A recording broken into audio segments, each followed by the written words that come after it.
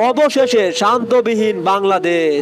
Series নির্ধারিত ম্যাচের আগে বাংলাদেশের শিবিরে বড় ধাক্কা। কি হবে এবার বাংলাদেশে? কে হবে এবার অধিনায়ক? আর কেমনই হবে বা একাদশ? এই সব খবরাখবর থাকছে পুরো ভিডিওতে।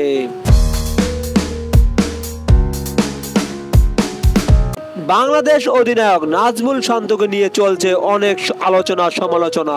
অবশেষে নাজমুল হোসেন শান্তর ইনজুরি। কি হবে এবার বাংলাদেশের? কেমন হবে একাদশ? কেই বা করবে অধিনায়কত্ব?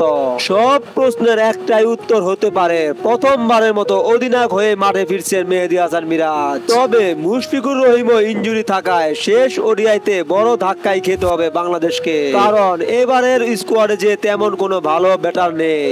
একমাত্র ভরসা জাকির হাসান, কিন্তু সেও তো অফ ফর্মের ক্রিকেটার। তাহলে কি খেলার আগে হেরে যাচ্ছে বাংলাদেশ?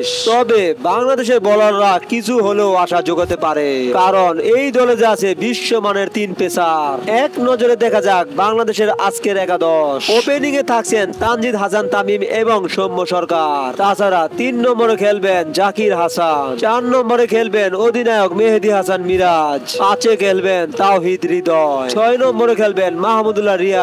তাছাড়া 7 নম্বরে খেলবেন জাকের আলী অনিক, 8 নম্বরে আছেন নাসুম আহমেদ এবং 9, 10, 11 নম্বরে খেলবেন দলের 3 পেসার। তারা হলেন শরীফুল ইসলাম, তাসকিন আহমেদ এবং মুস্তাফিজুর রহমান। এই একাদশ নিয়ে কি আজ সিরিজ জিততে পারবে বাংলাদেশ? অবশ্যই আপনাদের মন্তব্যগুলো কমেন্ট বক্সে জানিয়ে দিবেন এবং চ্যানেলটি সাবস্ক্রাইব করে পাশে থাকবেন। ধন্যবাদ।